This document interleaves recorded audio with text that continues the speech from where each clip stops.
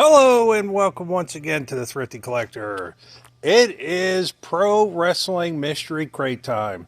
This is October 2023's and some good stuff in here. So let's start off. You're going to get two t-shirts, an 8x10, a micro brawler slash kind of sort of an action figure, a pin, an 8x10, and a couple other things here and there. So the first t-shirt we got is the Sting. And so it's hard to tell what era this is, if it's considered the AEW era or the NW era. But Sting getting ready to retire finally. If you saw him take that dive off the top rope and went face first into the table, you realize it is time for him to do that, or time for him to quit doing stupid stuff like that, because I've watched a lot of WCW over the last year. I've got the Peacock channel, so I watch it a lot. Never seen Sting dive off the top rope into a table. So I don't know why he feels he has to do that now that he's close to his mid-60s. Second t-shirt is the Generico El Lucha Libre Allin from Tijuana, Mexico, 2002. Good wrestler. Then we got the pin. The pin is Darby Allin. Or no, sorry, this one's Danhausen. It's hard to tell sometimes with these guys with all their face paint that they have these days. The micro brawler is Gangrel. So I like the Gangrel. Was a big fan of him in the Brood, which of course is what launched Edge and Christian. Saw an interesting documentary about Luna Vachon. Did not realize that they were actually married together.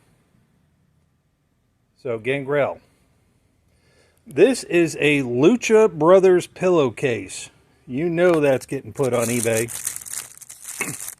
But I do like how they are trying to come up with some different kind of goodies in here. Not the same old, same old. So kind of neat that they threw a pillowcase in there. Next thing is now that's the Darby Allin coffin drop. I've got a bunch of these patches. Maybe one day I'll go old school 80s and just put them all on a jean jacket and cut the sleeves off and wear a leather jacket underneath both of them. And then finally, you get a wrestler autograph 8x10 every month with their little certificate of authenticity. And this month is the Zodiac, and he put Ed Zodiac rules.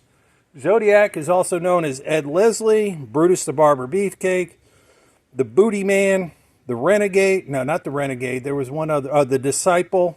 I think he had about 5 or 6 different characters in WCW itself. The Zodiac was part of the Dungeon of Doom, which if you've ever watched WCW during that time, it was when Hogan first came over and it was Kevin's idea. The Dungeon of Doom was there to end Hulkamania forever. And the Zodiac was one of the members of the Dungeon of Doom. I had just started watching WCW when Hogan went over, and with the whole Dungeon of Doom thing, I thought it was the most hokey thing I'd ever seen in my life. It was something out of the 80s, but it was the 90s. But there's the Zodiac, and he puts rules. And there's their little certificate of authenticity.